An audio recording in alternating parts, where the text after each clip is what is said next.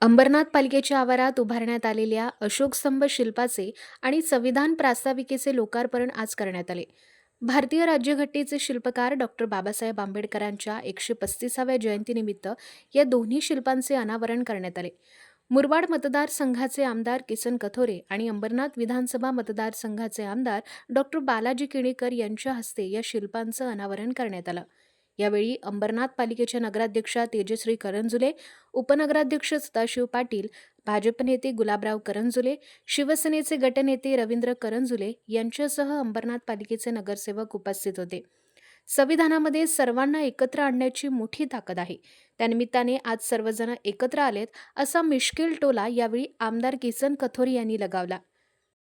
अंबरनाथ नगर परिषदेच्या आवारामध्ये संविधानाचं महत्त्वाचं एक चांगला विचार घेऊन तिथंची स्थापना करून आज सगळ्यांना मानवंदना करायला समाधान वाटलं.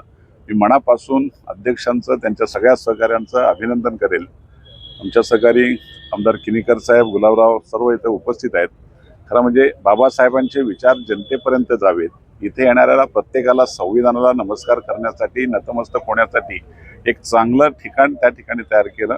त्याबद्दल निश्चित मनापासून नगर परिषदेच्या प्रशासनाचं आणि आमच्या सगळ्या पदाधिकाऱ्यांचं समाधान मानतो आणि एक अभिनंदन करतो त्यांचं. दुसरं महत्त्वाचं, संविधानात एवढी ताकद आहे का आज सगळ्यांना एकत्र केलेत. अंबरनाथमधले सगळे एक जर झाले तर अंबरनाथच्या विकासाला कुठंच अडचण राहणार नाही, अशा प्रकारची पण सुतोवाच करतो.